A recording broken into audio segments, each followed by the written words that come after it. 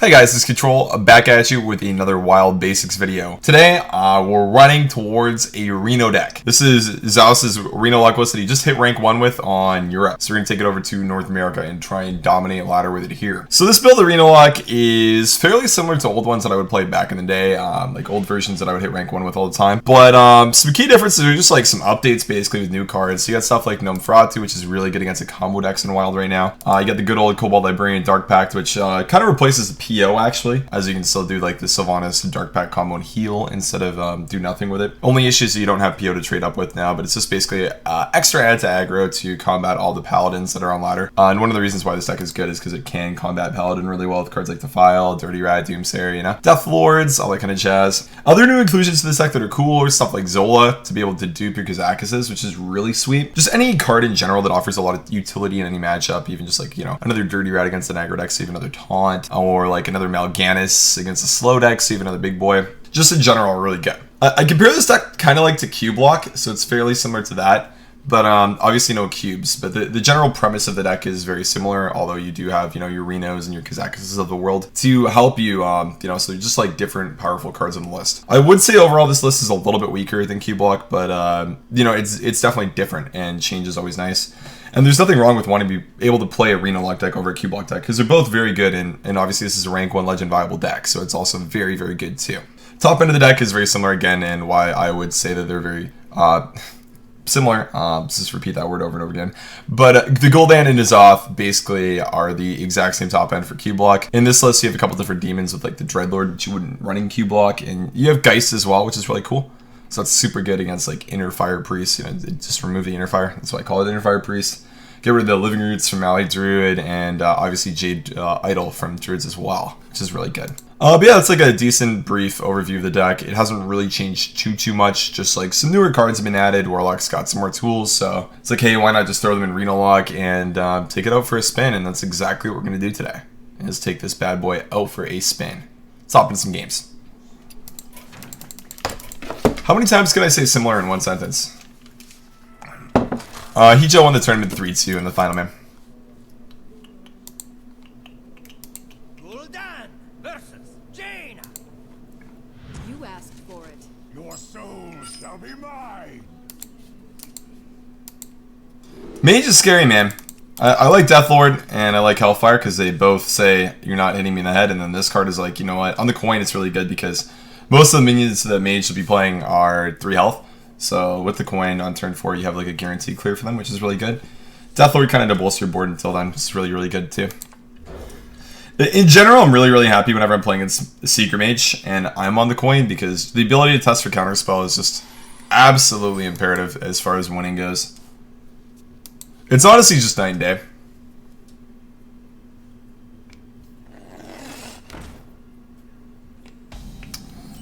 Man, a worm. Demon Rath's good. 2 damage isn't really that insane, but it could set up like a Defile later or something like that. Which is good. Science, man. No science, no. I really don't want a Dark Bomb here. I think I just tap. Yeah, I'm just gonna tap.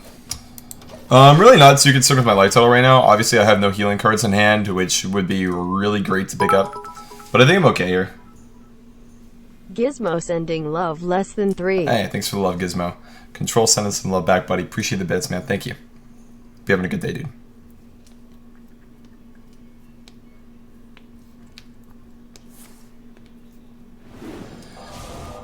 Okay. Probably a legitimate okay play here. Remember one of the first things that I learned to do in Hearthstone was not to arcane missiles my opponent's face. I don't know if you guys went through, you know, those good old days as well. Back when Hearthstone was a lot simpler with a lot less cards, you could just learn how to do stuff like that and realize, hey, maybe I just shouldn't use my arcane missiles on turn 2 to just deal face damage. I was going to go for the Deathlord here again, same mindset. I want him to commit burn into the Deathlord. He'll pull a card over his deck, and then give it do stuff like, you know, Demon Rat, Dark Bomb if he gets Cabal Crystal Runner off of the Deathlord and still clear the board, because he will most likely trade the Mana Worm in as well to get that popping. Let's see though, that might be a Fireball coming out now. Excuse me. Valet and a Frostbolt. Okay. Does have a secret up now as well, which is kind of freaky. Val knows, okay. Well, we do definitely have to go ahead and coin here just to test for the counterspell. It's really important. One thing to note is Geist should actually be relevant in this matchup as well, because if he's running cards like Missiles and Valnos, he's going to be playing the burn version of this deck, which means he'll have Ice Lances to remove, which is really good. Not counterspell though, so it's basically just a waste of the coin. We could just Demon Wrath Dark Bomb, but I feel like these cards are just easier to use later on because they don't damage me, and the combination of the two will clear the Crystal Runner, which I think is really big. So I'm just going to Hellfire here. And unfortunately our life total is actually quite low now, which is not good, and he's got 4 cards to work with, which means we might just be out of the game due to him hitting us in the head.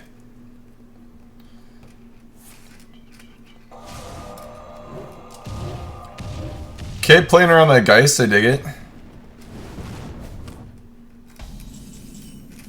Hey, that's a good card.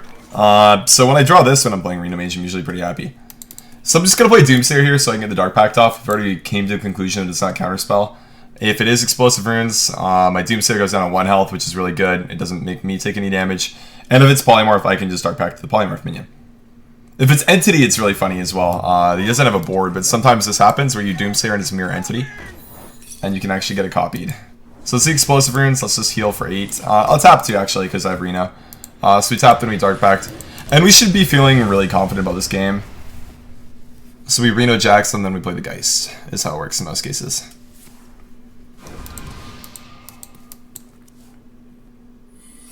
Okay, so this goes for the secret. I'm unsure on whether I just want to heal for 15. I feel like I might just want to Geist here, to be honest. I don't think I'm dead. So he could like play second Frostbolt, double Lance, and that would be 11 damage for 4 mana. And then even if he has Torch, it's not lethal. So I think we can just play a safe Geist here, and then Reno next turn after we commit some more burn. Just to get some more value out of it, because I don't think there's a scenario where I'm actually dead on turn 7 here. I'm trying to think about it. He's played Thanos already. He's got 5 cards. I just don't see it, right? Because 6 plus 8 is 14, and I'm at 15, so I just play the Geist.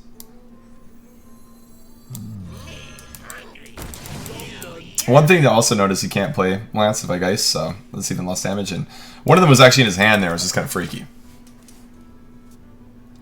One thing to note though is if we do Geist and remove the Lances, it makes Alaneth more likely, but that's perfectly fine because we're removing 8 damage from his deck. It's really, really cheap and honestly consistently broken. So I think this is super good. Get the 4/6 on board, and we should be able to know it's going to be block or counterspell now. It's going to come out. But I'm really looking for him to just commit some more burn damage face, and we can just play Reno and get a little bit more value out of it. Excuse me. Yeah, that's beautiful. That's exactly what we want to see there. Is him just pushing stuff towards her face. Goes for the Nova. Okay, so he's definitely not running cards like Cabal Crystal Runner then. Just because he is playing like the straight burn version, not even a hybrid one at all, just straight burn. So, we're going to be rich, heal for 19 here, and he get 2 4/6s on board, which is really good. It basically means he's not going to be able to do anything anymore, and he's going to need to basically draw all in F now and to just double Torch, cycle this in the deck, and just go face over and over again to win. Is going to be his line. He's got to do 27 damage in a couple turns, man, because if we get to Gul'dan, I mean, we're just winning the game then. That's just how this works.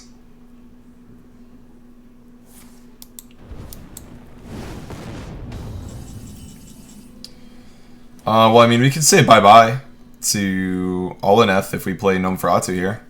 It's a play, and that was... Okay, Fireball, alright. It's okay. I mean, it deals damage, but I don't think it's really what he wants to do to win. I think that we do start with Dirty Rat, see if he has any minions in hand. He might be running stuff like Evolved Kobold, so we can deal with that. Apprentice is good. Let's pop that off with the Geist and play the... No, I think we just play Belcher, actually. I think I'd rather just have the stats of Belcher, because we would just win faster with that. Trade into this go face. I don't think the spell discount should be really relevant, but maybe AI into like...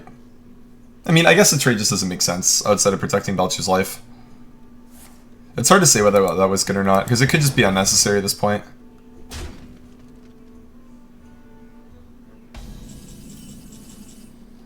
Shadowy Bolts on... Sure, Void Lord. Again, I don't think that I ever lose a game from here. I think we just win now. And it's really crazy. This is definitely one of the pros of playing a Reno deck, is just having Reno against aggro, because it is just like that switch, you know, you flip it and it's like, my game now, man. Obviously, it's not very likely that you're going to get it every single game, but when you do against aggro decks, this is a clear advantage. I mean, I was kind of comparing this deck to Q-Block, right? One thing you don't have in Q-Block is a card that heals you to full health, whereas in Renolock you do, so it's definitely a reason to play this deck over Q-Block, is the access to just more healing in general, which is really good.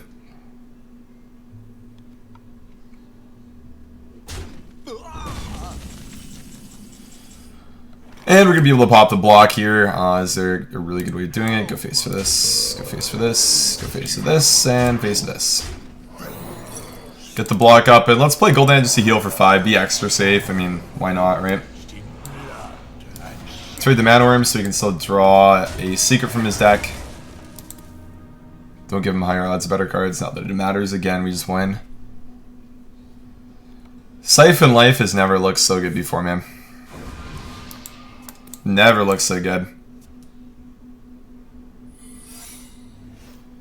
Second block.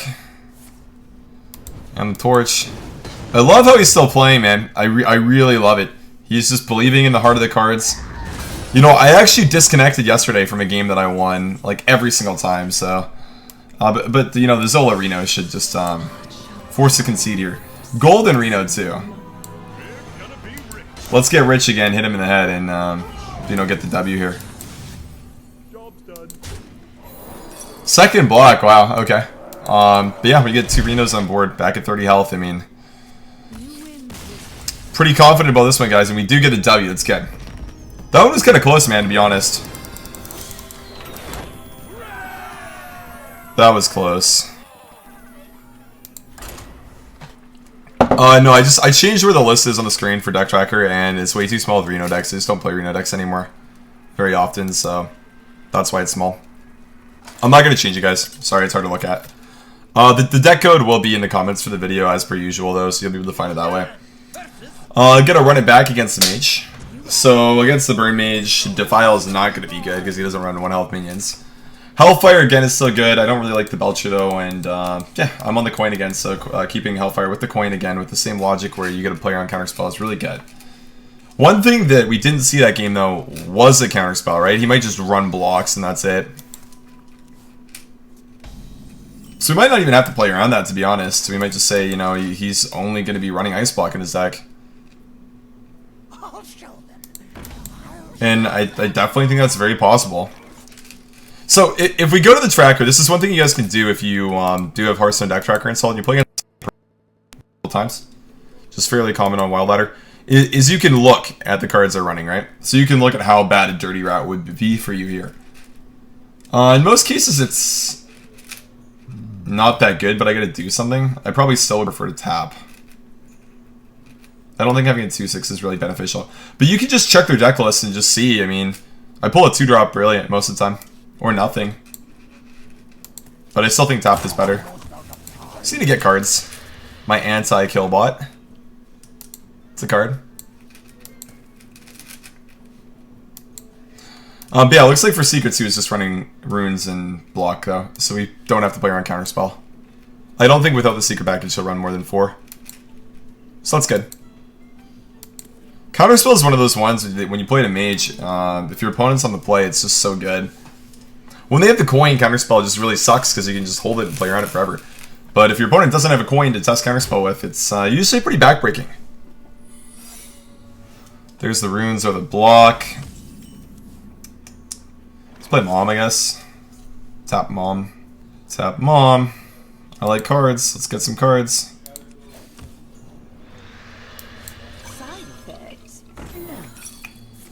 Oh, triggered the explosive runes. Ouch. Kind of nice how Mom takes 2 damage and then heals you for 4 after, so you really just like say explosive runes doesn't exist. Double science, man. Okay. Probably just Demon Wrath. They might just never play Hellfire this game, actually. It's kind of funny. There might just not be a need to. Is there any reason to Dirty Rat here? If he's running missiles, he probably does run Flame Wakers, right? I think now is the time to Dirty Rat. Apprentice, okay, then we just coin the Demon Wrath. Again, we should be fairly confident that these cards are going to be Explosive Runes number 2 and block number 1 off of the Mad Scientists there. One of the things with Dirty Wrath that made it good there is I could play Shadow Bolt on the Flamewaker or just Demon Wrath if he got a 2-health minion, which I thought was really strong, and the reason why I ended up going for the play. And Missiles. Maybe he doesn't even have it in the deck and it's just 1 mana deal 3 and a lot of matchups for him. It's kind of weird. So I could just anti-Heal Bot here if we want, heal for 5. I can Doomsayer Dark Pact too. But Doomsayer Dark Pact I get a tap in. Probably like that actually. So start with the tap.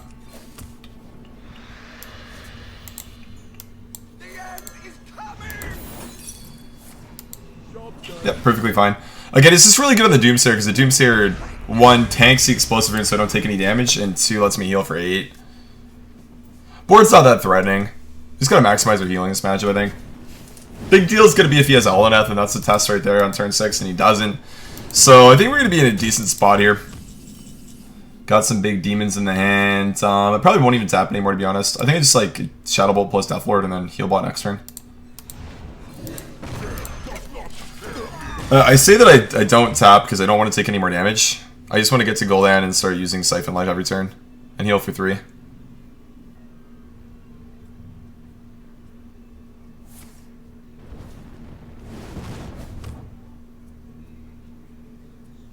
He's got a whole lot of nothing in his hand. It might just be minions, man. I mean... Thing is, in that deck, Mana Orm's insane on turn 1, but any turn past turn 1, it just loses so much value. Because it doesn't do anything, yeah, like, look at that, I mean. The card's just so good in most cases, but, I mean, it's just not anymore. Just a 1-drop that doesn't do anything. So just gonna Heal Bot and play the Gnome Feratu, and hit him in the head. Okay, see you later, Frostbolt. Got some really good Meteor positioning here as well. Kind of funny. One thing though is if he does just draw burn spells for the next couple turns, I mean, the game is just gonna be over for us. I mean, we will just get smarked out of it. It's very possible here if we do just draw some bricks for the next few turns that we just don't win. Mal'Ganis is the opposite of a brick though. That card's absolutely insane. I just value the trade with the Heal Bot because with Fireballs and stuff you can get through the Deathlord, push some more damage to the Mana Orm. Whereas like he won't with us. Then I pass again. I just play Mal'Ganis, then res it with Gul'dan, and that should be enough to seal the victory for us. See, like, it's such a frustrating card, right? Void Lord's good, but it's not great. Mal'Ganis, though, Mal'Ganis is insane. Just because of the immune effect. Can't go face if I'm immune, right? So, pretty good.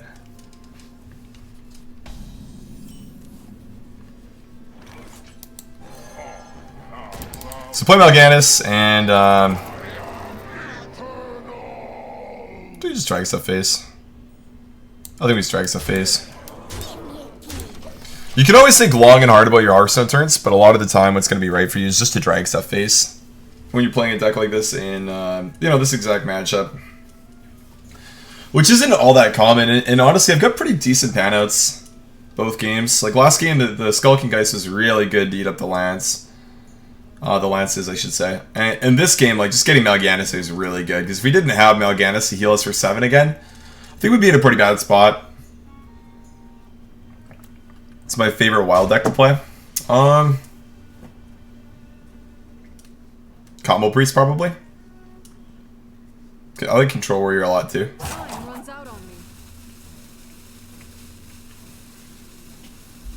I like playing Aggro Shaman a lot when I get good matchups, too. It's fun.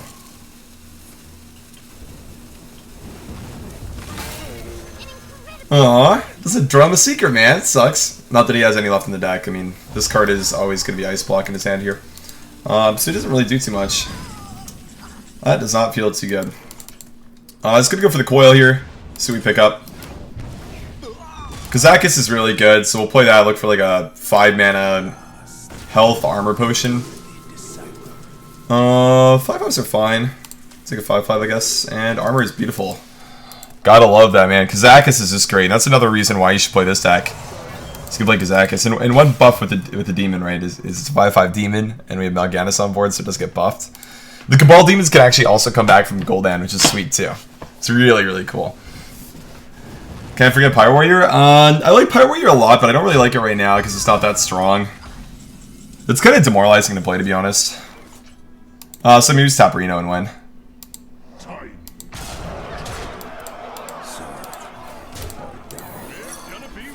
Good game. He does have another block, so we will have to play one more turn. It's really nice when everything kind of ties together when you're playing a deck like this, though. When you're playing Renolock, it's just really sweet. Because you have so many different pieces of the puzzle to find, and because you have 30 different cards. And some of them with Discover effects, so you get even more different cards.